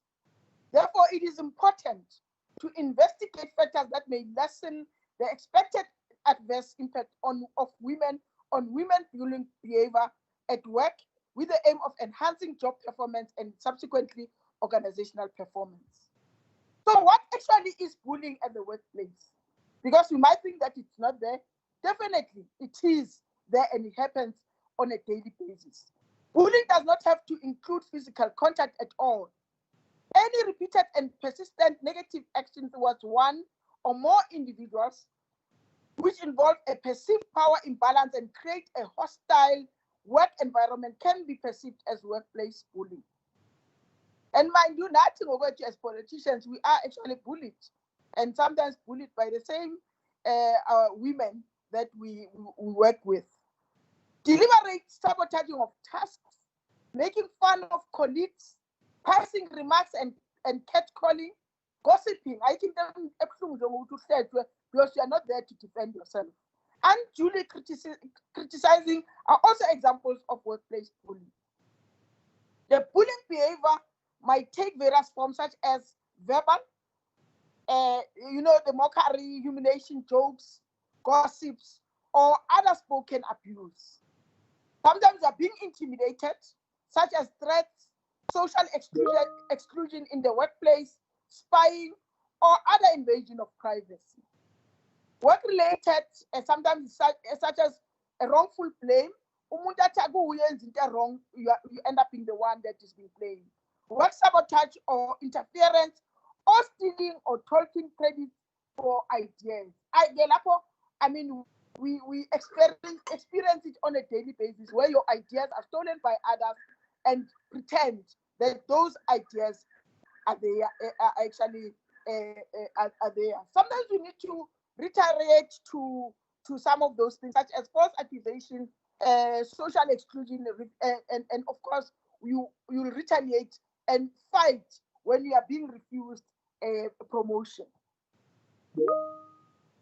I think it is important to indicate that leadership and management needs to be in tune with the early signs of bullying, so that it can be stopped in its tracks. Co-workers might become quiet or leave the room when you enter, or they might simply ignore you. You might be left out of office culture, such as office get-together and private chats. Your supervisor or manager might micromanage you or check on you often, or ask you to meet multiple times a week without a clear reason. You may be asked to do new tasks or tasks outside your typical duties without training or help, even when you request it, just to make sure that our corny and you are being sabotaged, and sometimes you get demoted from the position that you are actually occupying. You might be asked to do difficult or seemingly pointless tasks and be ridiculed or criticized when you can't get them done. You may notice a pattern of your documents, files, other work-related items, or personal belongings going missing. I mean, that is part of bullying in the workplace. Certainly, these are factors that all of us can relate with, and it might have happened or occurred one time or another. These incidents may seem random at first. If they continue, you may worry something you might have caused that particular problem. Workplace bullying behavior is often repeated over time, and thus is different from harassment, which is often limited to a single instance. Yes, persistent harassment can become bullying, but since harassment refers to actions towards a protected group of people, it's illegal, unlike bullying, which often goes unchecked. I mean, bullying must also be addressed like we do address sexual harassment and other harassment. There are several ways to deal with workplace bullying, especially women bullying other women. The first step is to encourage an organizational culture that supports gender diversity. Gender diversity does not simply mean more women. Rather, it means people of all genders being valued equally and supported to contribute innovative ideas and approaches, including creative, collaborative work environment and challenging traditional power structures and ways of being. Secondly, leaders, managers, and supervisors at all levels must constantly and critically assess people and their actions, and thoroughly listen to what's going on, even if you don't like what you hear or see. Many organizations usually know who the bullies are, but often sweep these issues under the rug because they can take a great deal of time and energy, not to mention the HR and legal implications and negative publicity for the institution as a whole. Thirdly, in addition to looking at issues at the individual level, leaders need to ask how an organizational structure may directly or indirectly support the behavior. This is not to say bullies are not responsible. It means leaders also need to look at the bigger picture. You can't just say, solve it, There's also issue of emotional intelligence as a tool to address workplace bullying. And this is where we get to the type of emotional intelligence. Emotional intelligence, or usually it's called EI, is basically staying rational, measured, and sober-minded in all institutions, remaining focused on the task at hand, and not getting emotionally overwhelmed or losing self-control based on the situation. Often the perpetrators of workplace bullying feel threatened and duly undermined or irrational, suspicious, and thus use the act of bullying as a means to discredit the victim and vent one's insecurities. It is for these reasons that the bullies themselves often lack emotional intelligence. They often take their eyes off the game and start playing the player instead. They lose sight of the bigger picture and the overall goal or the task at hand. So I think emotional intelligent persons are sensitive to emotions and feelings and maintain full control of their emotions and reactions. Their response to a situation is not impulsive and hasty, but cautious and prudent. Thus, emotional intelligence individuals make their emotion work for themselves by reflecting on and controlling actions to improve a situation. Given that emotions play an important role in workplace performance, individuals with high EI will not experience stress or threat when faced with potential bullying, and as such will control their performance at work by regulating their emotions positively and not allowing bullying behavior to influence their job performance, at least not in the short run. Since bullying creates negative emotions in the target, such as mood change, feelings of insecurity, anxiety, anger, and even guilt, victims who are short or emotional silent end up doing something drastic, and sometimes some of them do kill themselves. Madam Speaker or Deputy Speaker, let me conclude by saying, do not bully. I'm saying do not bully and do not allow yourself to be bullied. My fellow sisters at GPL, you are exactly what you think of yourself. Do not ever think of yourself based on what others think of you. As women, each one of us, especially in our own right.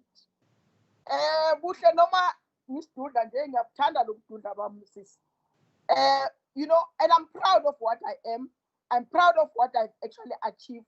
And I want other women to also be proud of what they are. And I also want them to be proud of what they've achieved. We should not actually impose some of our values on them. Let's allow them to become what they are, and of course assist them to try and improve. The last thing we need is somebody, especially another woman, trying to trample on who you are. So if you think you are being bullied, do not wait. Do not be silent hoping it will get better, because it won't. Report it, address it, and rise above the situation. Kaningi ama-bullies, amagwala bona ngokwabo. You will only be bullied if your sense of self-confidence is weak, and allow the bully inside. Be who you are, be the woman you are, be the leader you are, and shine your light, as it was said by the previous speaker, to all those around you, for in being a woman, you are not just another human being, but being a sister. You are more, and of course, you are more than anything else. You're actually much more than just a sister. You are almost everything. Actually, we control 75% of the life of all the human beings that are being brought in our You are a woman. You bring forth the next generation of humanity. You are worth far more than you think, and you are far stronger than you give yourself credit for. Remember, my sisters, you strike a woman, you strike a rock. Siqine kakhulu ukuthi You can actually be broken by a bully. Stay in put, be strong, but also, again, don't lose yourself. Stay true to Ubuhle, Unomsa, Usizagele, Uvuyo, and others before you stay true to other people. Thank you very much, Madam Speaker.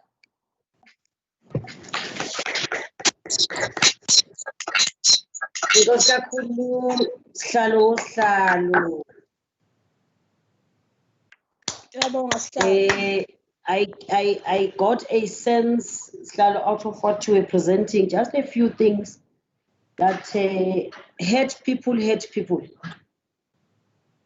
You bully people because you were bullied or you were hurt. You're angry, envious, jealous, so you take it out.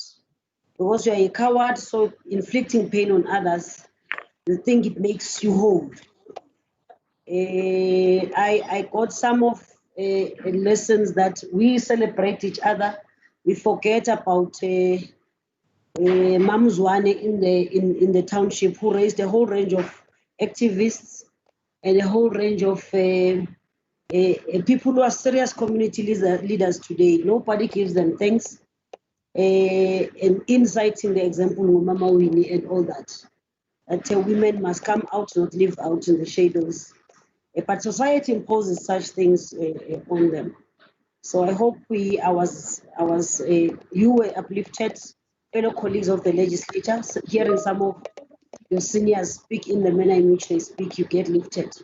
That's not when we exercise discipline, colleagues, and you say, hey, she's a bully, she's arrogant. But when it's a male boss, you don't apply such concepts. Such complex concepts only apply to your female senior or your female boss. But otherwise, thank you very much. It was a good take home, and they will reflect definitely on it. Moving right along, we are getting towards the end of our program, colleagues. We want to hear about equality versus pride, drawing a line in the patriarchal world while cementing your role as a woman of virtue. This address or this input will be delivered by the leader of the legislature, the political leader of the legislature, an activist all round, like many, a community leader, of course, presiding officer of the legislature, Mayor Linting Mekwe, who has been in this journey, the social activist, a political activist, who has walked through this path, who will take us through her experiences, where does she think we're going, just as the community of GPL and maybe in the country really reflect what is it that as women our role will be, considering or rather counting on the work that has been done by our forebears that have walked this path. We are where we are because of the work and the sacrifices done by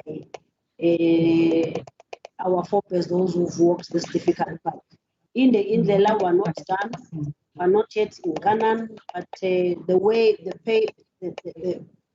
you are paving is for us to make sure that the future generations inherit this good work that is being done.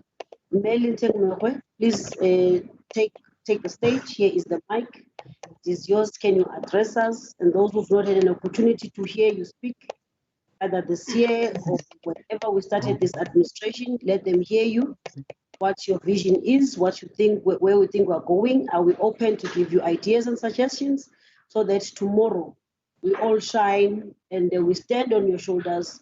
You have led a good woman team. Of course, I know we're not a woman team in the legislature, but I'm saying sit there with pride one day that you've walked a journey with these women that are here and others who are not. And yeah, you've done your part. All of us have played a role. And this is where we think we must take the country. Thank you very much. Over to you, Madam Speaker. Thank you very much, Program Director, our Deputy Speaker. And maybe going back to what Ubuhle and Chair of Chairs said, I'm sure you can see I have a lipstick that I've put on today. I'm trying to be in line with what other women are saying, but you can see that it doesn't suit me at all. I don't know what's your It take. suits you very well, Speaker. It suits you very well. I know, Deputy Speaker, now we are turning the lipstick. But also I want to show you, Caesar, I've brought my bottle in this meeting today. After this meeting, taking the advice of others. Aibo. Hey. Yes.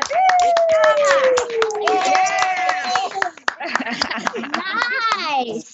Unfortunately, We are late. yeah. I'd love to see you at the chair of chairs drinking that bottle. Because you don't even drink. I'll drive to Caesar's place and we can share the bottle. But thank you very much, and thank you very much for allowing us to come and present. I recall yesterday where somebody was asking Guti what makes us to be phenomenal while others are not said to be phenomenal. You know, that ponders a question on my mind, but I can't even ask or even respond to the question. But I know that there are phenomenal women that Usiza and Abobushe they are talking about who are out there. Maybe today we might not see ourselves in that category, but I know for sure that there are phenomenal women that are out there. Yes, I'm asked to speak about the issue here, you know, equality versus pride, especially when you look at the society that we live in today, that we normally tend or say it's a patriarchal society. But what do we mean by patriarchal society? It is a patriarchal system, is a social system. You know, I mentioned the word social intentionally because it is man-made. No one has ever said men are senior or are superior to women, but it is a system that we found in this world that was decided by those that wanted power on their hands. So it is a system, a social system that dictates that men must actually hold a primary power, but also says they must be dominated or they must dominate us, especially in political leadership, but in all spheres or sectors of society, be it in the church. You will recall where we're coming from. Women were not allowed to be priests. But when it comes to most of the work that is done in the church, it is done by women, including the one of money. You know, because I'm going to raise the issue of wealth again to say the wealth is in the hands of men. It's only very, very few women that might be having a few millions or even, I never heard of any woman that is a billionaire. But at the same time, it is the system, this patriarchal system, that prevents us as women for going into that direction. But also when we talk about in politics, Sizakela just spoke about women like Abu Mama Uwini Madikizela Mandela, who actually made it a point that Mandela is known, truly speaking, even in the political structures that we are coming from. Those structures never, or maybe in they did their bits, but Winnie was the one who was championing or even ensuring that Mandela is known through the work that she does. But when it comes to leadership positions again, we tend to listen to men who don't want these women like Abo Winnie to actually take those senior positions like being presidents or even deputy presidents, either in the political sphere or also in the legal sphere, which is the parliamentary system. But also in terms of moral authority, men, or of their perceptions that men hold the moral authority. But I think history and the experience and what happens today, it is clear that that might not be true. Even the social privilege, when you come into the room, if a man is standing up, there's a woman that is sitting down. Automatically, it does happen that women will stand up and say that man must take up a seat. But when it is a woman, it is rare that you can find people standing and giving you a seat. But also the control of property. Most of the land, houses, thanks to the incident that women today are able to own property.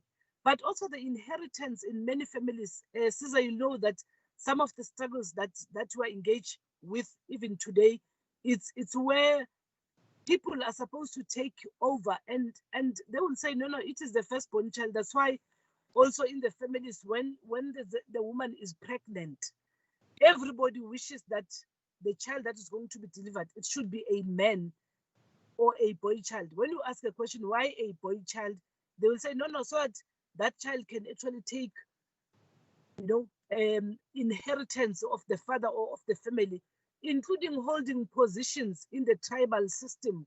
If it's not a woman, that woman can't be immediately declared a queen in that particular. Also, if that woman can be declared a queen, but still there should be a boy child that must take over and hold the reins, while you as a queen, you are dictated to. You are sitting somewhere, although you have that cap of being a queen, but you can't actually take over immediately and run that particular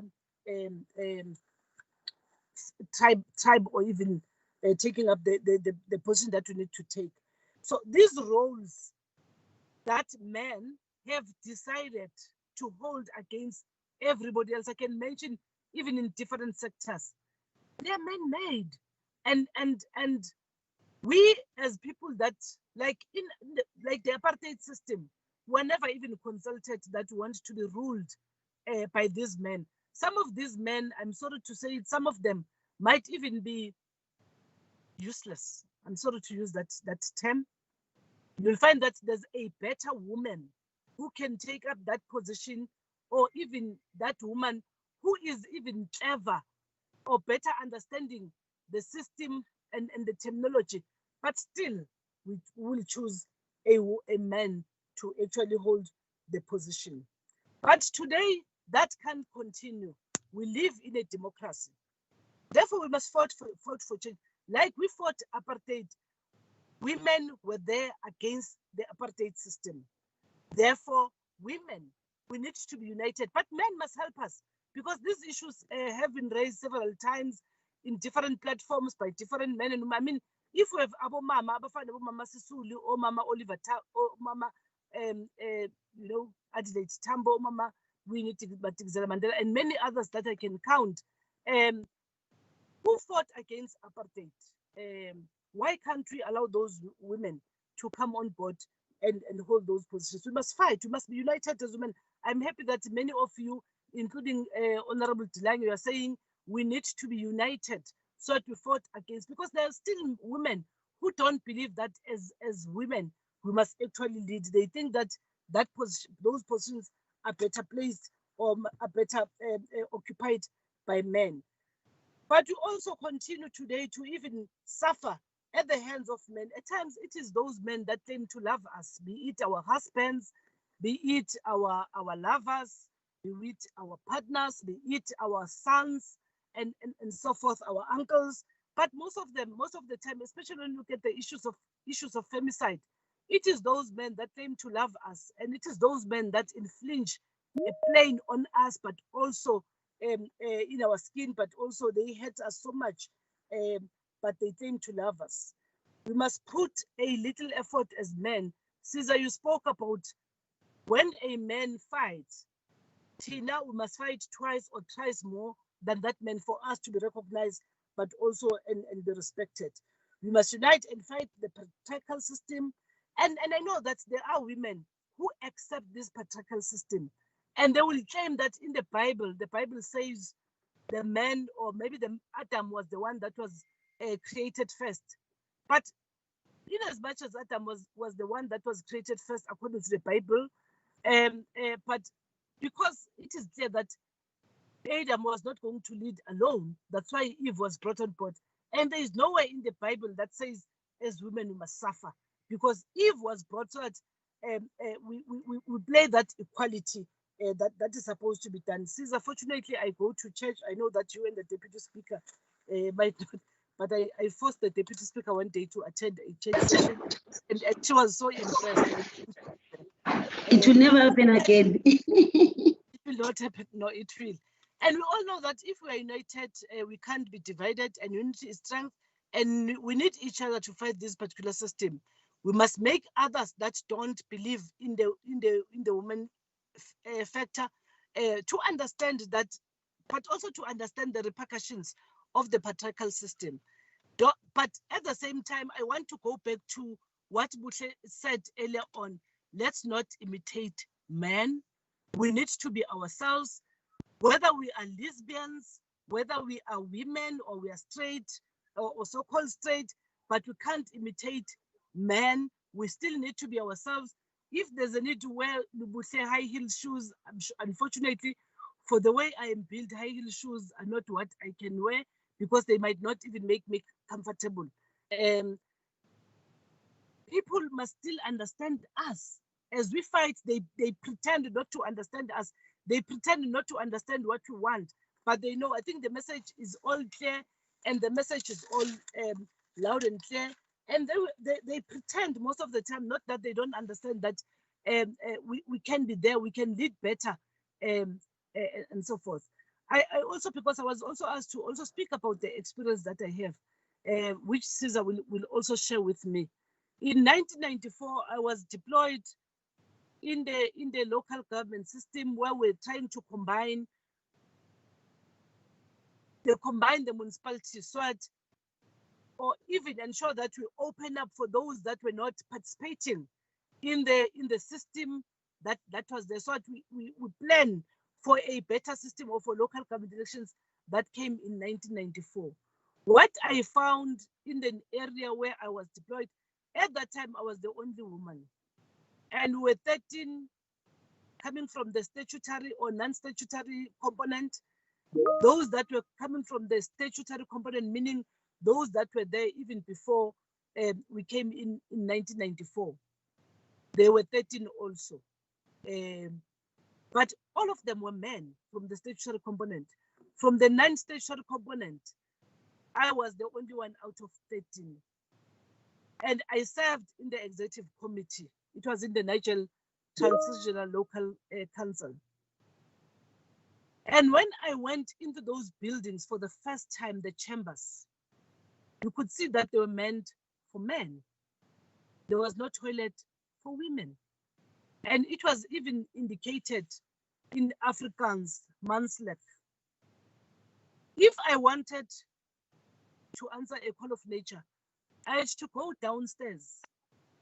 And going downstairs doesn't mean that I'm going to the toilet meant for women. It was a public toilet.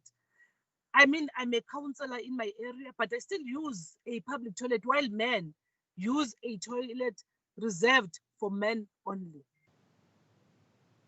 And I was told that immediately before we came in, it was also indicated that it was only for white men. So it meant black men that were working for the municipality couldn't use that toilet. And the signage that talk about whites only, it was only removed shortly before we came into those chambers. Now, there were issues that were supposed to raise coming from the women's structure myself. When you go in there, you were supposed to ensure that the people in my area, because since we are quite correct, I was in the executive, but what it meant is I was supposed to go fetch water in the community tap, communal tap that was, I think in our street, I think it's about 48 houses. We only had 2 taps. Coming, I'm a counselor, I'm their leader. I still come back from meetings. I must still go fetch water from the communal tap so that I'm able to cook, I'm able to wash, bath my children, cook for my family, but also ensure that we have water to drink in the household. And unfortunately, in the household that I live, it was dominated by women. Only my son, who was even younger at the time, was not able to go fetch water. But it meant for my community now, seeing that there's a woman who is a decision maker, I had to ensure that we bring water closer. Now you go to the chamber, there are items that are put on the table, on the agenda. There's no item that talks about water for the community. There is no item that talks about clinics. We had one clinic in the Duduza area at the time. And remember, when I went into the municipality in 1994, my son was only 1 year, couple of months. It meant I must still go and queue in the clinic to ensure that he gets vaccination. But when I go there were many other women that were still pregnant, others coming a kilometer away from the main clinic. It meant they needed to walk. There was no public transport for these women. And it meant I must represent them. I must make it a point that as I am there, I must change the lives of those women. Now, the call of nature that I can't avoid comes in. Now the agenda talks about building of roads. None of us as women leaders had cars even at the time. It meant I must fight even in the chamber. And I still want to say thank you very much from the non-statutory component in my area, because they understood, those that were coming from Sanko, the civic movement, the ANC and so forth. They understood that what we are there was to change the lives of the majority of citizens that we left behind. Came 1994, I became the mayor. I didn't even know what being a mayor meant. What I knew from the distance is that the mayor wears the chain, you must kiss the children, the elderly people. But still, those elderly people, they wanted water. They never cared about roads at the time, while also the issue of roads was also important, but it meant we needed to prioritize. But then, therefore, it was a struggle. And I'm sure it is still a struggle even today, because when you look around Gauteng, I don't even want to go to the rural areas, although we do have our share of the rural areas in Gauteng. But what it meant was, and it means even today, is a struggle that as women, we must unite. So that instead of saying, let's build the roads, fortunately, thanks to the ANC, because I own two cars now, therefore I can demand a road or a street to be tarred, so that when I do my laundry, the dust, and but also the impact that the dust can have in my household, or but also in my community, it must also be attended to. Therefore, I can't actually compromise as a woman leader that we must not actually fight against the patriarchal system, because it will only be a woman that will understand the plight, because men will only understand the pain that as a woman I feel when I give birth, when they're in the delivery room. But how I feel when I am pregnant, they will not understand, except that they will hear that how I feel, but they will never feel that pain. How they will not even not understand the pain that I feel when I deliver the baby, let alone them being told by me that this is the pain that I feel. At times they think that we are joking when you scream and cry in the delivery room. Therefore, we can't actually compromise women's power. We can't actually compromise the equality that we need in order for us to share. I attended a funeral 2 weeks ago, and this Mfundisi was saying this 50-50 thing is not working. And I said to Mfundisi, I'm going to visit you at home, because the 1 hour that is giving us to run the funeral, because I was also a speaker, the 1 hour that is given to us to talk before we go bury, and the person is not enough. So I still have now that we are on level 2, I must still pay a visit to this Bafundisi. Women were not part of the struggle against apartheid. Therefore, the 50-50, maybe even at times, again, we must fight. We must just say, because the constitution is like, it says at least 50%. It at least 50%. Therefore, at least means we can have more women and have lesser men. Because we suffer most where the majority of the voters in South Africa, and even in the campaigns, be it.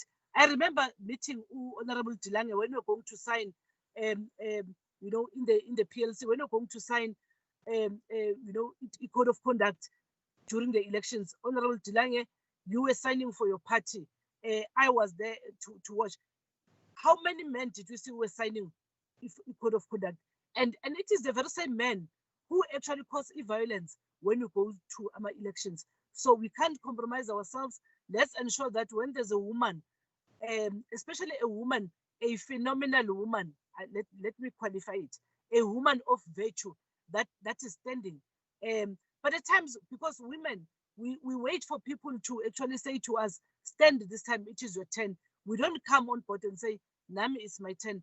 But men, they go around, they sit in shippings, they sit all over and say, it is my turn. And when that woman come and say, I am ready to take up the position, let's rally behind that woman, irrespective of the political affiliation, as long as we can be, we can agree to say what we are fighting for is equality and equality for all. Let us support that woman, including in the workplace and all over sectors of society.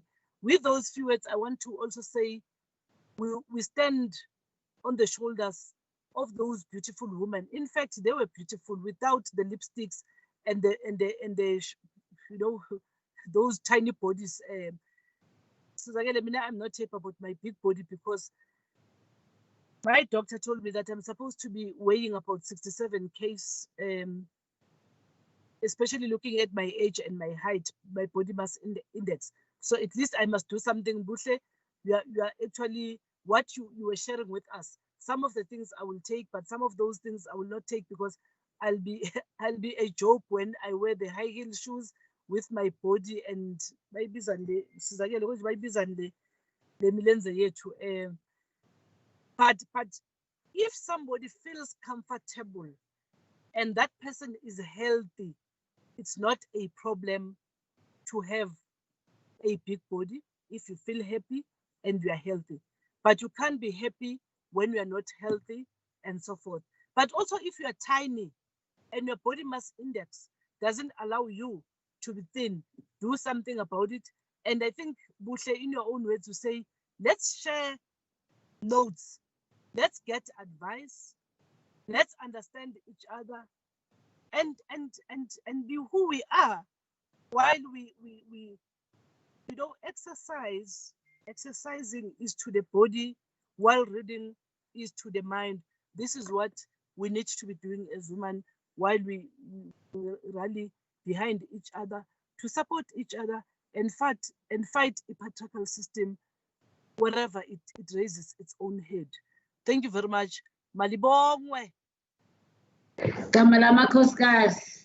Malibongwe. Kamala Makoskas. You strike a woman. You strike a rock. Thank you very much. Amandla, thank you. Rock. Thank you, Awit. Thank you. Thank you so much for the beautiful message, speaker.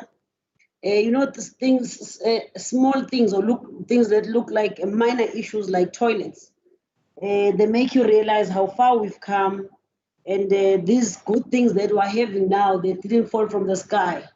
People actually fought for them. Day to day, they lived those bad experiences. That's where we come from. So we take for granted some of these things that others have paved the way for us to walk on smoothly without any grass or weeds. We must just sail through. We must be very appreciative of that. We continue to learn, get wisdom from yourselves who've done a lot of work in the sector. It's not easy to be women in politics. All of us can share that experience. It's not easy, even you who are working in the legislature, to work in a political environment. There's men that you must be worried about, that male bosses. There's also female politicians or female leaders, and so on and so forth. It's not easy for us as well, those who are leading, because we are not sure if we are not going to be seen as some bully or a boss. Yet the same doesn't apply to men.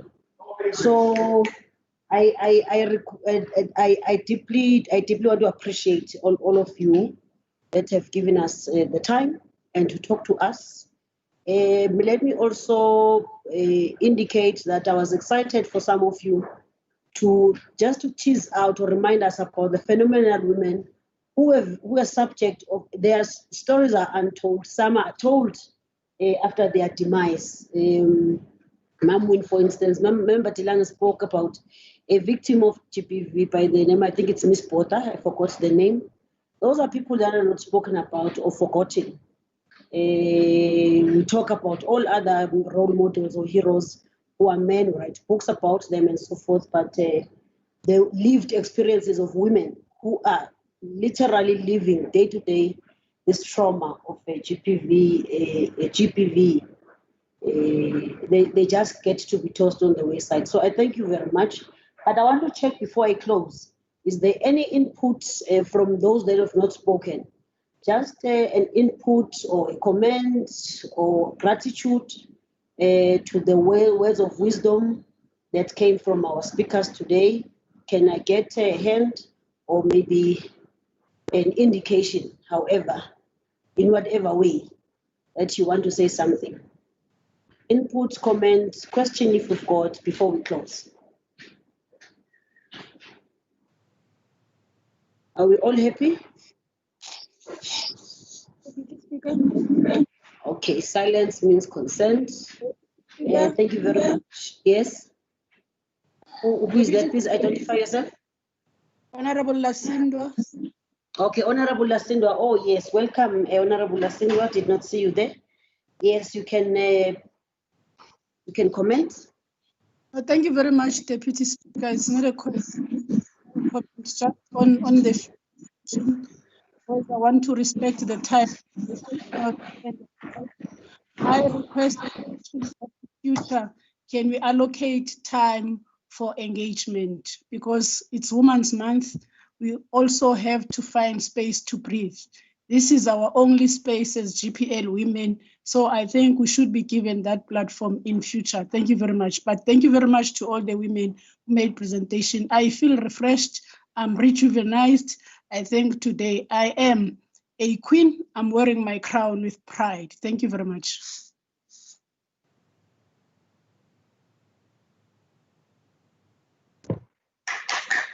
Thank you, Honorable Lasindwa. I'm happy to hear from you after some time. And it's encouraging that at least some of us will walk away here energized out of this engagement, out of this get-together. It's nice to have get-togethers, you know, that stimulate, not get-togethers of all white parties, and then we could meet in parks and rise here and all those things, and we end up not speaking things that are productive. So it was very great. Thank you so much, ladies. Please have a wonderful, happy Women's Month of whatever is remaining of it. Go and build other women, go and build each other, and stay safe. And we must come back in one piece. Advice taken, Member Lasindwa will do exactly that. Thank you very much and have a good night. Thank you, Speaker. Thank you. Thank you. Thank you. Thank you. Can I speak? Thank you. Let me take this opportunity to thank the Deputy Speaker. I think you ran the session so well. And we are also inspired. We're learning from you on how to run better meetings and better engagements. But I also know that you, myself, and Comrade Caesar were informed late about this thing. Let me also thank everyone. You really made us proud. Thank you. Thank you, Speaker. Thank you. Thank you.